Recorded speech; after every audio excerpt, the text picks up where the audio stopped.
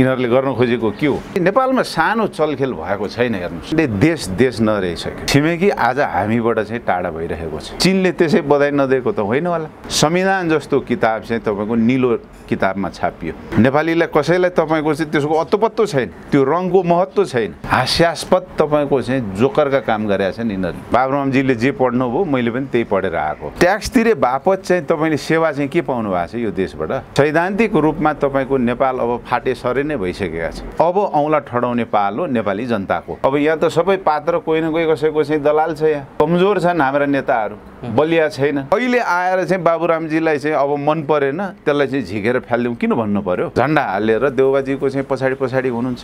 यो के भएको होला? बाबुरामजीको अभिव्यक्ति पनि देशलाई देश नबनाउने, घरकै छेउको चाहिँ तपाईँको छिमेकीलाई चाहिँ हामीले चाहिँ मान सम्मान गर्न सकेनौँ भने त्यो छिमेकीले के गर्छ? नेपालमा पहिलोचोटि तपाईँको चाहिँ निलो संविधान तपाईँको चाहिँ बनाइयो। यसको अर्थ के हो?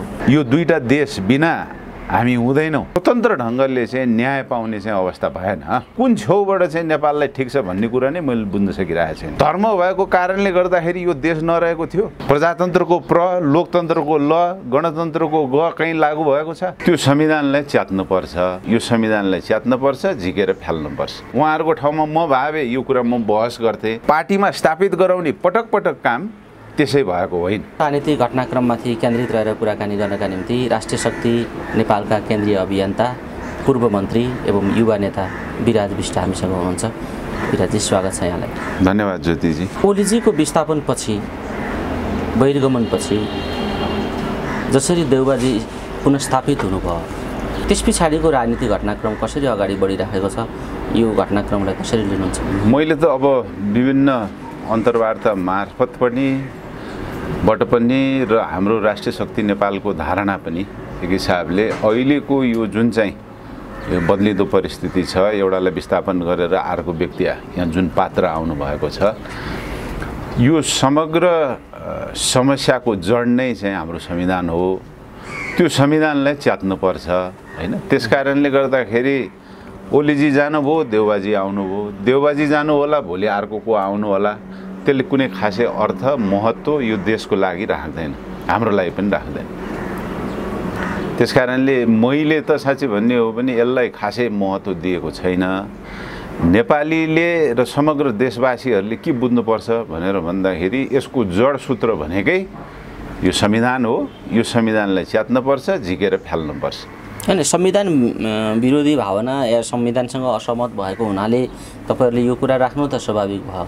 तर यो संविधान नै परिवर्तन हो र यो नै मुलुकको सब अग्रगतिको एउटा राजनीतिक दस्तावेज हो भनेर व्याख्या गर्नेहरुका लागि त फेरि यो नै एउटा श्रीखण्डको बुटी जस्तो भएको छ। भनेपछि अब यो कुरालाई विस्थापित गर्ने कुरा त्यो चाहना तपाईहरुको एउटा कुरा हो, त्यसका निम्ति संघर्ष पनि अर्को कुरा होला। तर अहिले जे चलिराखेको छ यसमाथि पनि धेरै प्रश्नहरू उठेका छन्, जस्तो वैदेशिक प्रश्नहरू उठेका छन्, एमसीसी का कुरा उठेका छन्, पार्टीभित्रको 5 दलीय मोर्चा जो देउबाजीहरूले बनाउनु भयो त्यही मोर्चाभित्रको गन्जागोलले मन्त्री परिषद नै पूर्ण हुन सकेन भन्ने कुरा पनि उठेका छन्। यी गन्जागोलका विषयहरू कुनै चासो र सरकारका विषय होइनन् राष्ट्रिय राजनीतिमा। अब साँच्चै भन्ने हो भने हो भनौँ भने पनि हो, तर समस्या त्यहाँ होइन। त्यो कुरो यसरी चाहिँ अब बुझौँ न, भनौँ न। अब हामीले देखिरहेकै छौँ हैन। तपाईको केही समय अगाडि इन्डियन एम्बेसीका पात्रहरू के हाम्रा चाहिँ नेताहरूको पछाडि चाहिँ दौडधुप गरिरहेका थिए। त्यसपछि केही समय पश्चात चाइनिज एम्बेसडरका मान्छेहरू, एम्बेसीका मान्छेहरू पछाडि लागेका पनि देख्यौँ। देउबाजी प्रधानमन्त्री भएको भोलिपल्ट चाहिँ अमेरिकी राजदूतको चाहिँ राजदूतवासको चाहिँ राजदूत झन्डा हालेर देउबाजीको चाहिँ पछाडि हुनुहुन्छ। यो के भएको होला है? त्यसकारणले गर्दाखेरि यो स्वाभाविक भइरहेको छैन क्या।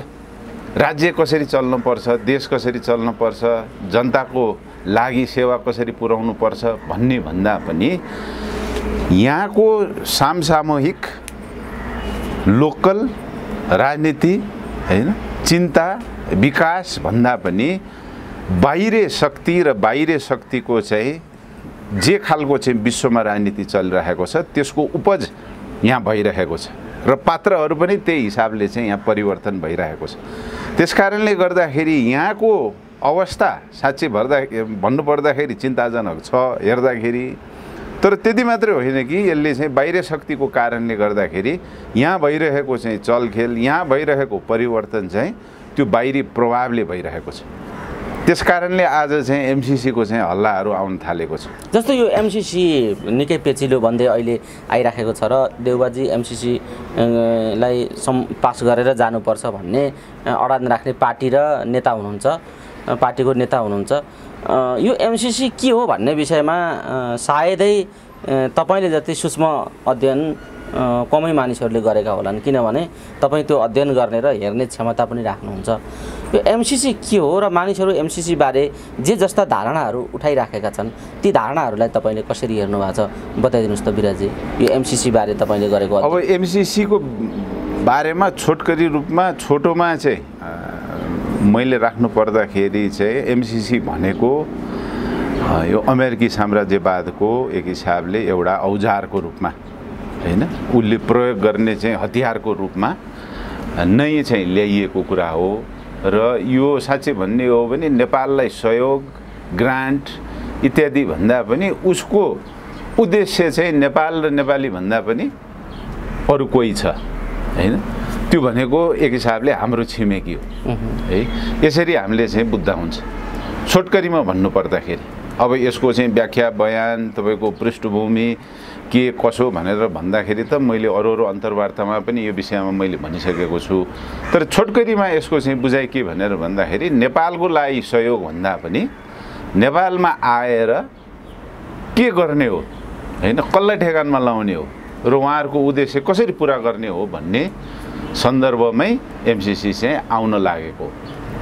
सिधा छोटकरीमा आम मानिसले बुझ्नुपर्ने विषय चाहिँ यो भनेपछि यस्तो जटिल विषयलाई अगाडि बढाउनका निम्ति नेपालका राजनीतिक पार्टीहरू विशेषतः प्रचण्ड बाबुराम शेरबहादुर देउबाजीहरू किन एक ठाउँमा आएर यो पहल गरिराख्नु भएको छ?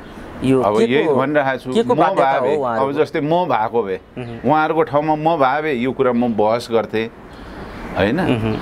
हाम्रा छिमेकीहरूलाई चाहिँ आज नआउन दिनेहरू चाहिँ काम गर्थेँ होला हैन, सुरक्षित राख्ने काम गर्थेँ होला।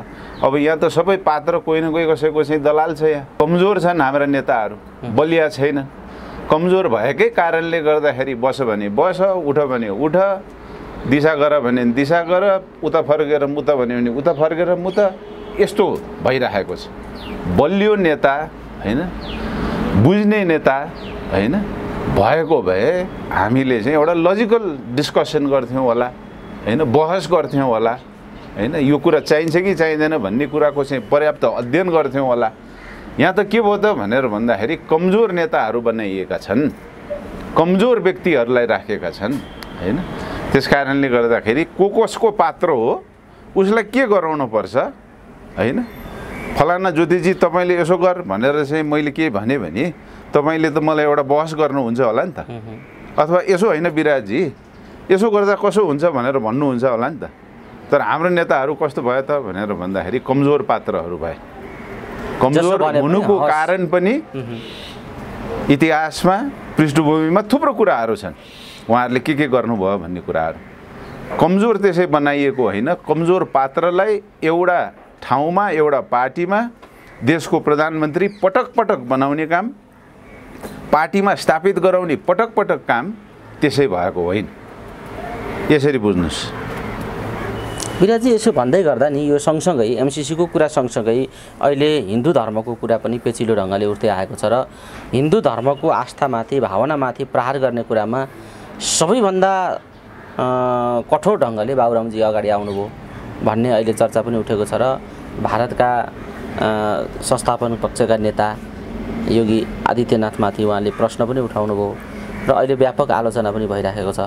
बाबुरामजीले यसबेला किन हिन्दू धर्ममाथि आस्थामाथि प्रहार गर्ने किसिमको अभिव्यक्ति दिइराख्नु भएको छ?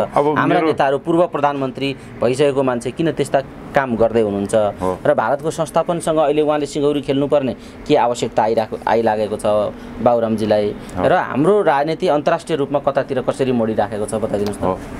अब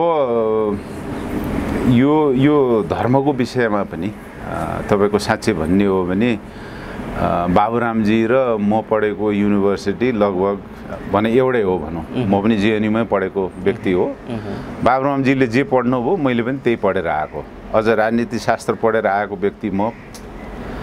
पछिल्लो समय मैले पिएचडी पनि त्यही विषयमा गरेँ। त्यस कारणले बाबुरामजीले जे पढ्नुभयो, उहाँले मार्क्सवाद पढ्नुभयो होला, माओवाद पढ्नुभयो होला, लेनिनवाद पढ्नुभयो होला, के पढ्नुभयो, त्यो सबै कुरा मैले पनि पढेरै आएको। त नेपालमा आजको दिनमा तपाईँको चाहिँ धर्म चाहिँदैन अथवा चाहिँ हिन्दू धर्म चाहिँ तपाईँको बेकार हो, अफिम हो, यो मैले भनिरहेको छैन होइन। उहाँहरूले किन त्यो भन्न आवश्यक ठान्नुभयो मलाई थाहा छैन।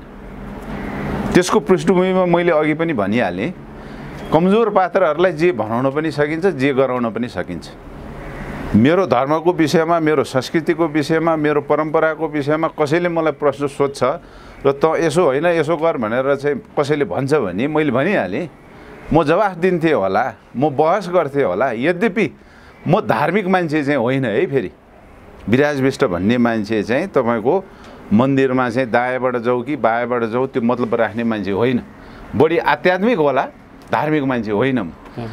त्यही पनि मैले के भनिरहेको छु भनेर भन्दाखेरि तपाईँको हाम्रो धर्म संस्कृति परम्परा भनेको 5,000 वर्ष पुरानो हो। आजको दिनमा विराज विष्ट भन्ने व्यक्तिलाई चाहिँ मेरो धर्म मन परेन अथवा बाबुरामजीलाई मन परेन, धर्म भनेको यसो हो भन्ने लाग्यो आजको दिनमा भने 5,000 वर्ष अगाडिदेखि चाहिँ त्यो कायम हुने। अहिले आएर चाहिँ बाबुरामजीलाई चाहिँ अब मन परेन, त्यसलाई चाहिँ झिकेर फालिदिउँ किन भन्नु पर्यो? उहाँले सक्नुहुन्न, उहाँलाई त्यसो लाग्यो, चुप लाएर बस्नुहोस् न होइन। भोलिको पुस्तालाई तपाईँको चाहिँ अगाडि बढाउन दिनुहोस् न। 5,000 वर्ष अगाडिदेखि उहाँको पिता पुर्खाले त्यसै जोगाएर लिएर आएको हो यो कुरा। एकछिनले कल्पना गर्नुहोस् त, धर्म भएको कारणले गर्दाखेरि यो देश नरहेको थियो, नभएको थियो, यहाँका नेपाली जनताहरू नरहेका थिए, के भएर होला?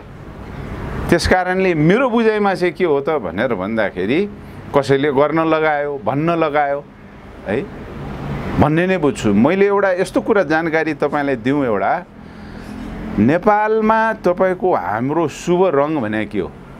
शुभ रङ केलाई मान्छौँ हामीले? रातो हो नि त है। सिमरिकको रङलाई रातो मान्छौँ। रातो झन्डा होइन, त्यसमा चाहिँ तपाईँको निलोले घेरेको, सेतो चाहिँ तपाईँको चन्द्र सूर्य होइन, रातो टीका, यसलाई हामीले शुभ मान्ने हो नि त है। त नेपालमा पहिलोचोटि संविधान जस्तो किताब चाहिँ तपाईँको निलो किताबमा छापियो। नेपालीलाई कसैलाई तपाईँको चाहिँ त्यसको अत्तोपत्तो छैन, त्यो रङको महत्त्व छैन है। हामीले रातो किताब भन्छौँ नि त।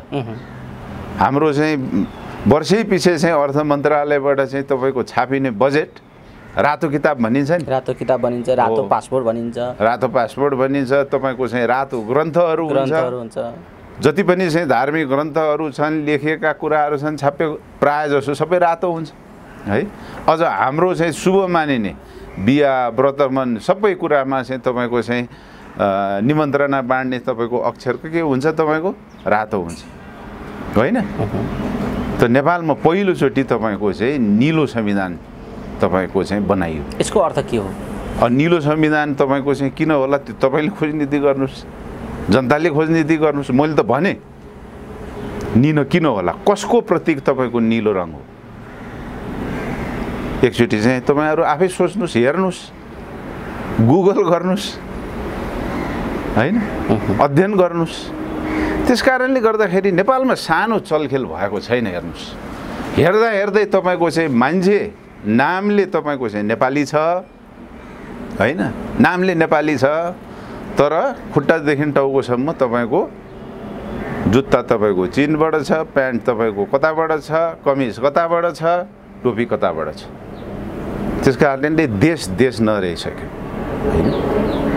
यो अहिलेको तपाईँको बाबुरामजीको अभिव्यक्ति पनि देशलाई देश नबनाउने होइन, अर्कै कुरा गर्ने को प्रक्रियामा चाहिँ तपाईँको चाहिँ व्यक्त भएको चाहिँ अभिव्यक्ति हो। मैले बुझेको चाहिँ यो सन्दर्भ सँगसँगै जब देउबाजी सरकारको नेतृत्व सम्हाल्न आइपुग्नुभयो, विशेषतः नजिकको छिमेकी देश चीनको उच्च स्तरीय निकायले, संयन्त्रले अहिलेसम्म बधाई दिएको छैन। र यो निकै गम्भीर र अर्थपूर्ण छ भन्छन् मान्छेहरू। कस्तो खालको अर्थ राख्छ र तपाईँले कसरी हेर्नुहुन्छ यो घटनालाई? होइन, एकदम स्वाभाविक हो क्या ज्योतिजी। नेपाल कतिवटा देशसँग जोडिएको छ? जम्मा 2टा देश।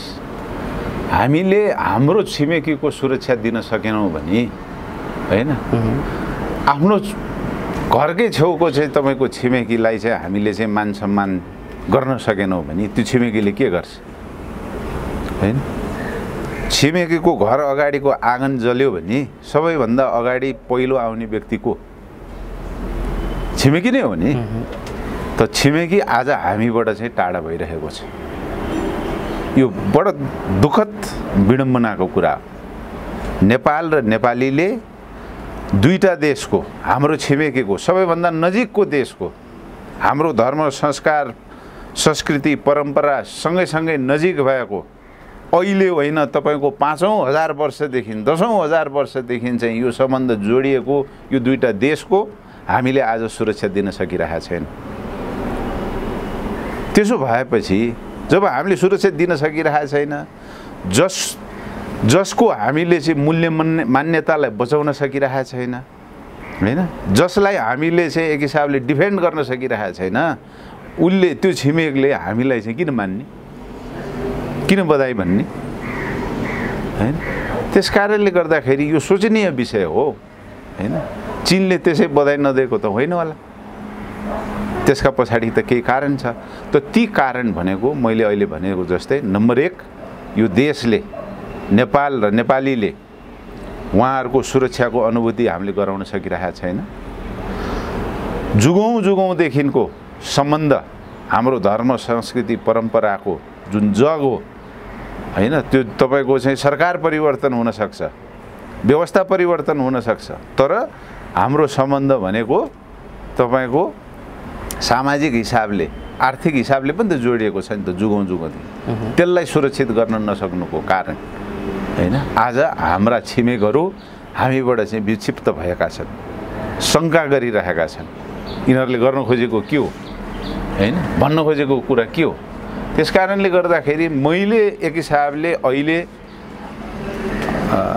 देउबा सरकारले जुन किसिमको चाहिँ चलखेल गर्नु भइरहेको छ र प्रत्यक्ष रूपमा एमसीसीको कुराहरू अगाडि आइरहेको छ, त्यसमा अमेरिकीवालाहरूको चलखेल बढिरहेको होला अथवा युरोपीको होला अथवा के छ, होइन, उहाँहरूलाई पनि तपाईँको चाहिँ हामीले माया नगर्ने अथवा चाहिँ उहाँहरू हामीसँग चाहिँ सम्बन्ध नराख्ने, सम्बन्ध नै चाहिँ तोड्नुपर्छ भनेको होइन। उहाँहरू पनि असल हाम्रो चाहिँ तपाईँको चाहिँ राष्ट्रहरू, होइन, माया गर्ने राष्ट्रहरू नै हुनुहुन्छ, होइन। तर नेपालको भू राजनीति, नेपालको भूगोल बुझ्नुपर्छ हामीले। यो 2टा देश बिना हामी हुँदैनौँ, यो कुरा बुझ्नु पर्यो। त्यस कारणले गर्दाखेरि यो कुरा त स्वाभाविक हो, हैन।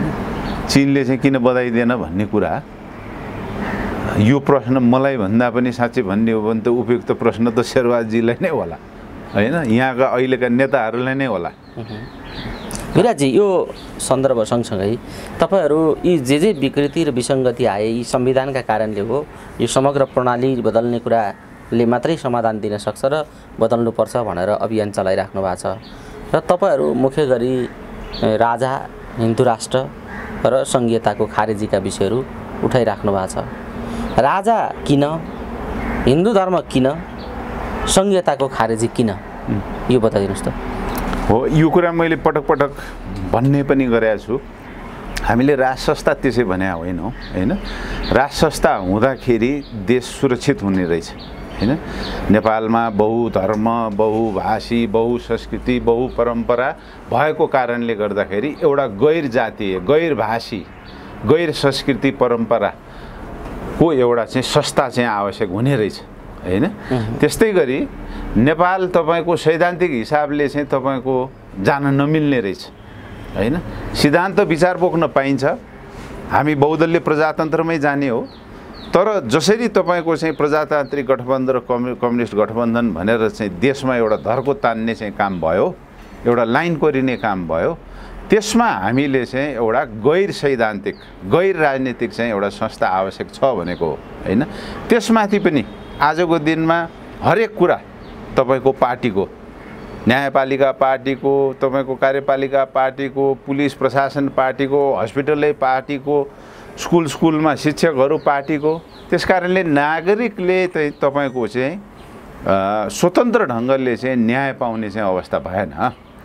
यहाँ त ज्यानमारा भए पनि पार्टीको मान्छे भएपछि निक्लिने चाहिँ अवस्था भयो। त्यसकारणले नागरिकहरूले चाहिँ न्याय पाउने अवस्था चाहिँ राष्ट्र संस्था भए हुन्छ भन्ने हो।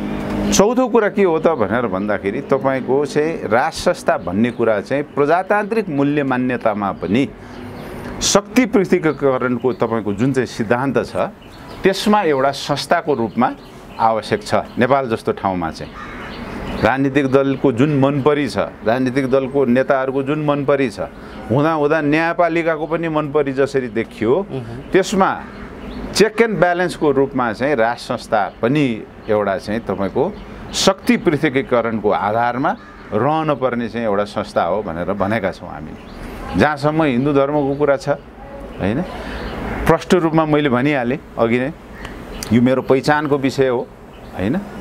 यो पहिचान तपाईँ हामी 2-4 जना बसेर चाहिँ भोट गरेर तपाईको चाहिँ ल है विराज विष्टको नाम अब विराज विष्ट होइन उसको नाम चाहिँ श्रेष्ठ राखिदिउँ भन्न पाइँदैन। बुझ्नु भएन? एकछिनलाई कल्पना गर्नुहोस्, काठमाडौँवासीका केही मान्छेहरूलाई अथवा यो काठमाडौँका मान्छेहरूलाई देशभरिको मान्छेहरूले चाहिँ भोट गरेर ल है नेवार जति चाहिँ अब बाहिर जानु पर्यो काठमाडौँमा बस्नु पाइन्न भन्न पाइन्छ होला? पाइँदैन नि हैन। त धर्म पहिचान भनेको कुरा पनि यही हो। कसैलाई मन लाग्यो भरमा हैन, कसैले मध्यरातमा चाहिँ 4-5 जना बसेर चाहिँ ल आजको दिनदेखि यो छैन भनेर चाहिँ भन्न पाइँदैन। त्यसकारणले यो पहिचान भनेकै यो देश चिनाउने एकमात्र हिन्दू राष्ट्र, यो तपाईको परम्परा र संस्कृतिलाई जोगाउनको लागि पनि र भोलिका पुस्तालाई छोडेर जानको लागि पनि चाहिँ तपाईको चाहिँ यो हिन्दू धर्मको कुरा गरे हो। म हिन्दू धर्म आफैको पनि तपाईको ज्ञाताको रूपमा चाहिँ म होइन, तर मलाई मेरो पहिचान प्यारो छ हैन। हिन्दू धर्म अथवा चाहिँ सनातन धर्म, हिन्दू भन्दा पनि सनातन धर्म हाम्रो साझा पहिचान हो, नेपालको साझा पहिचान हो। त्यसकारणले गर्दाखेरि यसलाई झिकेर फाल्नु पर्दैन भनेर भने हो।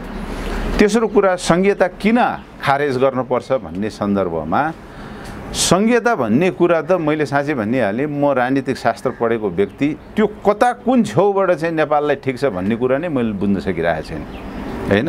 हामीले चाहिँ तपाईको पैसा दिएछौँ। एउटा साधारण वाइवाईको प्याकेट किन्दाखेरि पनि ज्योतिजी तपाईँले चाहिँ ट्याक्स तिरिरहनु भएको छ हैन।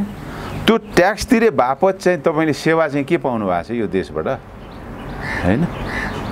यातायातमा तपाईँको एउटा लाइसेन्स लिन जाऊ त्यहाँ दुर्गति छ हैन। स्कुलमा मेरो बच्चाहरूलाई तपाईँको चाहिँ फ्री शिक्षा छ कि हैन, धारा पानी बत्ती छ कि, हस्पिटलमा जाऊ तपाईँको चाहिँ त्यहाँनिर निःशुल्क सेवा सुविधा छ कि के छ, मैले के पाएका छौँ?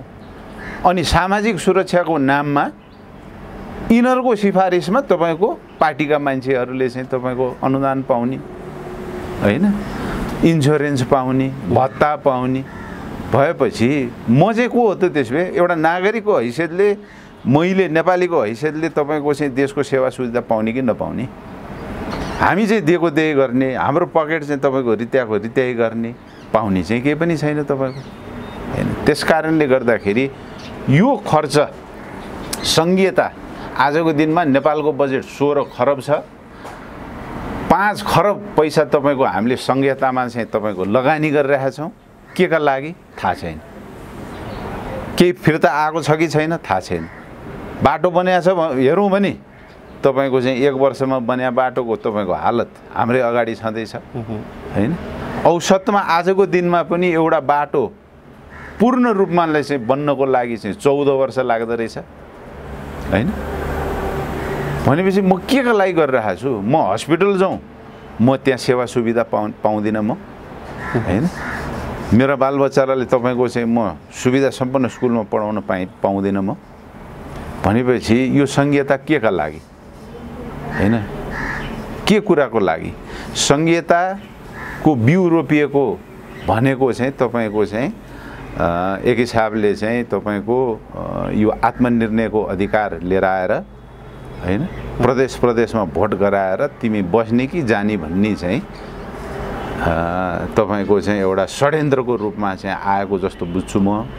र जातिलाई चाहिँ तपाईँको टुक्राउनलाई अलग अलग गराउनको लागि हैन एउटै देशमा बसेर आँगन जोडिएको चाहिँ जाति भन्दा पनि टुक्रा टुक्रा पारेर चाहिँ तपाईँको लग्नको लागि त्यसमाथि पनि अझै एक थप त मैले भन्नुपर्दाखेरि मैले तपाईँकै चाहिँ अन्तर्वार्तामा पछिल्लो समय भनेको सैद्धान्तिक रूपमा तपाईँको नेपाल अब फाटेसरे नै भइसकेका छ। तपाईँको चुनावको रिजल्ट हेर्नुहोस्, पश्चिमदेखि पूर्व तराई भागमा तपाईँको चाहिँ बहुमत तपाईँको चाहिँ प्रजातान्त्रिक गठबन्धनको हुने हैन, चुरेबाट माथि गएपछि चाहिँ तपाईँको कम्युनिस्टहरूको कसरी भयो यो कुरा हैन। भोलि त्यहाँ चाहिँ ल है भोट गर्नुपर्छ, अब जनमत सङ्ग्रह गर्नुपर्छ अथवा चाहिँ तपाईँको चाहिँ यो the right to self determination भनेर भन्छ नि, त्यसको भोट गरौँ भनेर भन्यो भने देश कता जाने हैन। त्यस कारणले गर्दाखेरि यो तीनटा कुरा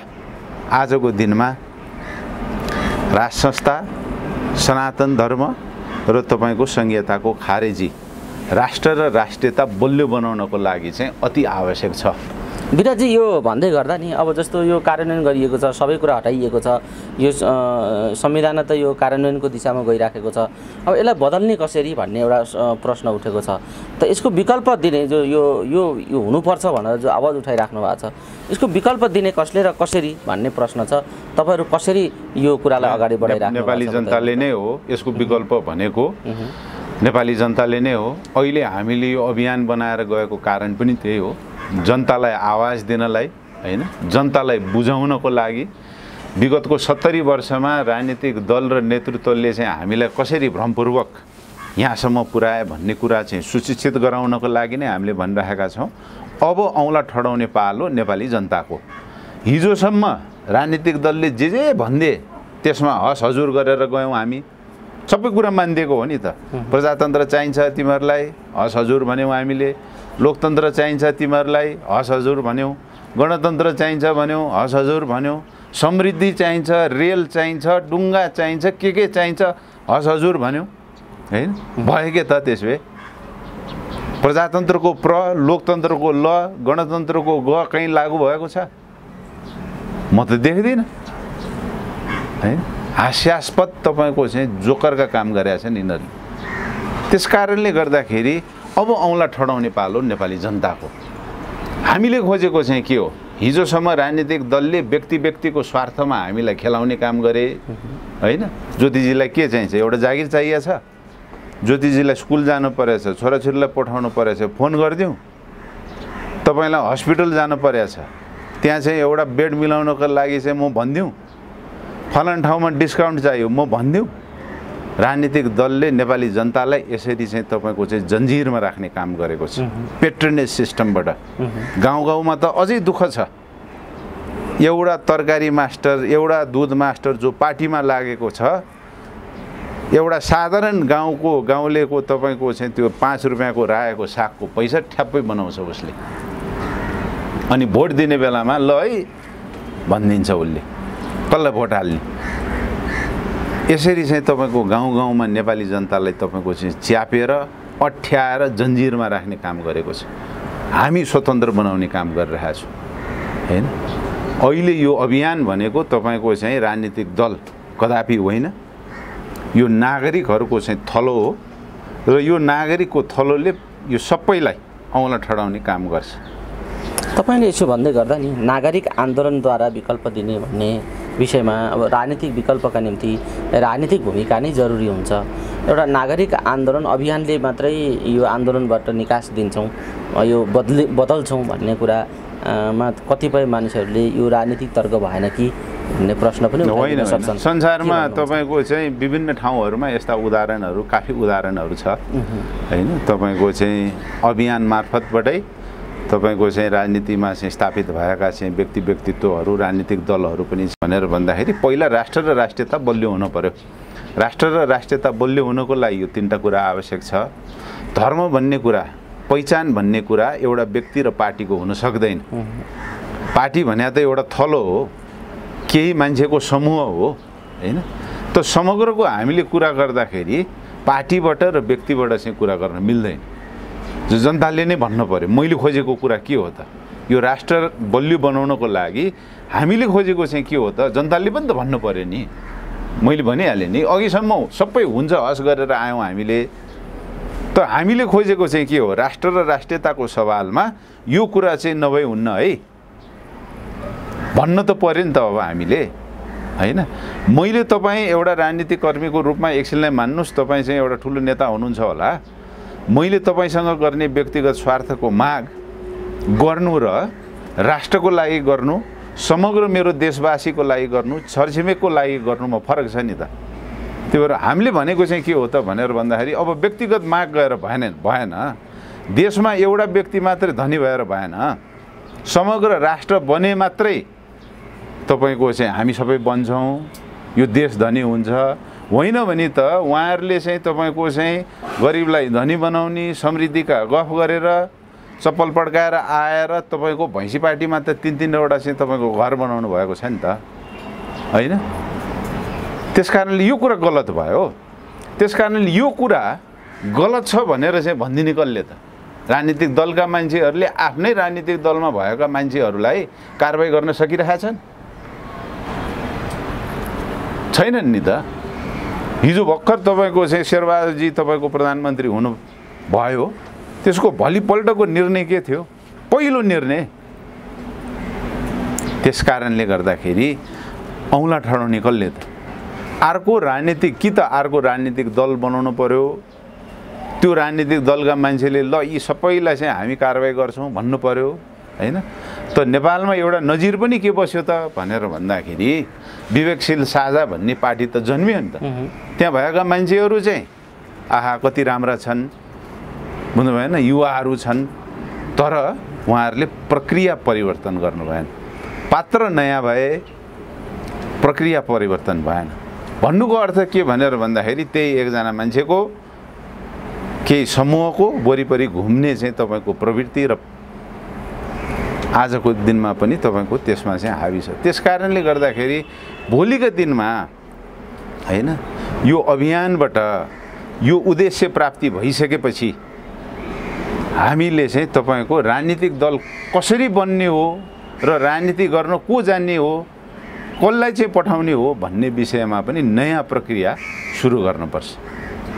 नयाँ मान्छे लिएर आउनुपर्छ, सक्षम मान्छे लिएर आउनुपर्छ, गरी खाएका मान्छेहरू लिएर आउनुपर्छ, पढे लेखेका मान्छेहरू लिएर आउनुपर्छ र त्यसको एउटा आधार बनाउनुपर्छ। तर अहिलेको दिनमा मैले राजनीति गर्ने हो भने भोलि राजनीतिक दल हुनको लागि पनि पहिलो प्राथमिकता हाम्रो भनेको पहिला राष्ट्र हो, राष्ट्रियता हो।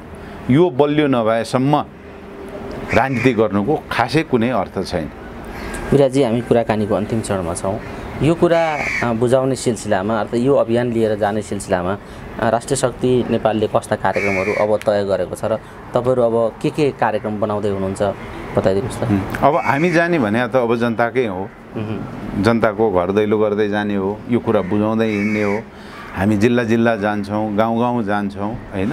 हाम्रो समूह पनि तपाईँको चाहिँ बढेर गएका छ। हामी जस्ता चाहिँ मान्छेहरू थुप्रो हजारौँमा चाहिँ तपाईँको चाहिँ अब उपस्थिति भइसकेको छ। हिजो केही व्यक्तिहरू साथीभाइहरू बसेर गरेको चाहिँ निर्णयबाट अहिले हामी देशभरि नै तपाईँको चाहिँ हजारौँमा चाहिँ पुगिसक्यौँ हैन।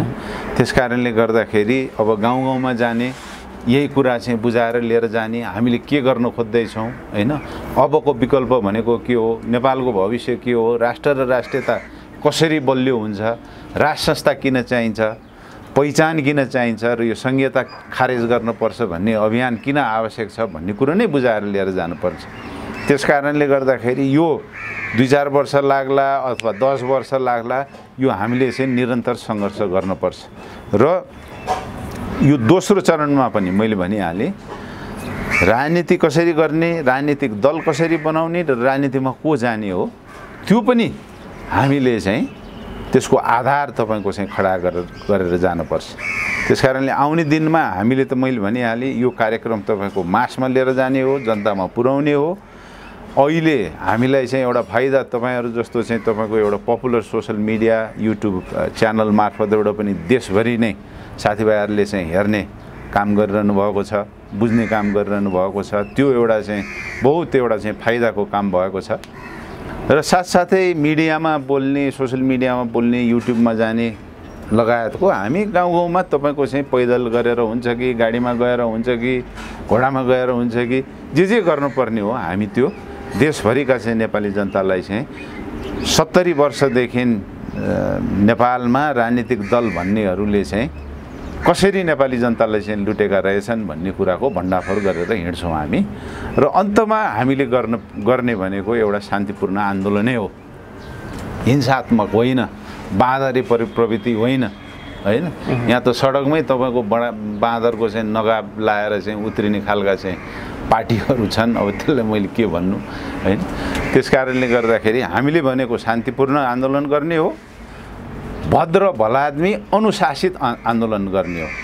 त्यही आन्दोलनमा तपाईँको ढुङ्गा हान्ने, टायर जलाउने भएपछि भोलि सत्तामा आउने मान्छेले चाहिँ त्यही बाँदरी प्रवृत्ति गर्दैन भनेर कसरी पत्याउने? त्यस कारणले अबको आन्दोलन भनेको शान्तिपूर्ण नै हुनुपर्छ। हामीले यसरी आन्दोलन गर्छौँ कि तपाईँको चाहिँ यिनीहरूले चाइकचुइकै गर्नु नपाओस्। यही छ हाम्रो योजना। जाँदै हजुर जे सन्दर्भमा हामी केन्द्रित रहेर कुराकानी गरेका छौँ आज, अरू छुटपुट केही छ कि तपाईँको जाँदै आम दर्शक श्रोताहरूलाई के भन्न चाहनुहुन्छ? अब प्रश्न सोध्या भए त झन् सजिलो हुन्थ्यो होला। अब मैले भनिहालेँ, हामीले नेपाली राजनीतिमा, नेपाली समाजमा के भइरहेछ भन्ने कुरा चाहिँ हामीले चाहिँ धेरै सोच्नुपर्ने अवस्था आइसकेको छ हैन। हामी हेर्दै नै चाहिँ नेपाल नरहने चाहिँ अवस्था भइसकेको छ, नेपाली नरहने अवस्था भइसकेको छ। त्यस कारणले गर्दाखेरि जे जस्तो भए पनि पिठै खाएर चाहिँ बाँचेका नेपाली किन नहोस् हैन। आफ्नो स्वाभिमानलाई रक्षा गर्ने चाहिँ तपाईँको हामी गोर्खाली जात हौँ, नेपाली जात हौँ। यसलाई हामीले चाहिँ ध्यान दिनुपर्छ हैन। यो कुराको सत्य पनि के हो त भनेर भन्दाखेरि कतिपय कुराहरू नेपाल के हो, नेपाली के हुन् भन्ने विषय पर्याप्त मात्रामा गाउँ-गाउँमा जान सकेको पनि छैन। त्यसको पर्याप्त अध्ययन अनुसन्धान र त्यसको चाहिँ पाठ्यक्रम गएको पनि छैन। आउने आगामी दिनमा चाहिँ हामीले साँचो अर्थमा चाहिँ हाम्रो इतिहास खोल्ने र इतिहास खोज्ने दिन आएको छ हैन। र त्यही अनुरूप हामीले चाहिँ आउने व्यवस्था कसरी बनाएर लिएर जाने, कसरी अगाडि बढ्ने भन्ने विषयमा पनि हामीले चाहिँ सोच्न जरुरी भइसकेको जस्तो लाग्छ। होइन भने हाम्रो पिता पुर्खाले गरेको चाहिँ योगदान, हाम्रो पिता पुर्खाले चाहिँ जोगाएर राखेको यो नेपाल हैन, अहिलेसम्म कसैको उपनिवेश हुन नसकेको यो नेपाल चाहिँ हेर्दै हाम्रै आँखा अगाडि चाहिँ सिद्धिने हो कि भन्ने चाहिँ चिन्ता गर्न चाहिँ आवश्यक भइसकेको छ। हस् विराजी, अमूल्य समय दिनुभयो। यो पछिल्लो बदलिदो घटनाक्रममाथि केन्द्रित रहेर कुराकानी गर्ने हामीलाई समय प्राप्त भयो। यो समय र यो महत्त्वपूर्ण संवादका लागि यहाँलाई धेरै धेरै धन्यवाद छ। धन्यवाद ज्योतिजी। र भृगुटी अनलाइन टिभीका सम्पूर्ण परिवार र देशभरि भृगुटी अनलाइन परिवार मार्फतबाट हेरिदिनु हुने सम्पूर्ण नेपाली साथीभाइहरूलाई मेरो तर्फबाट हार्दिक धन्यवाद। हस्, धन्यवाद।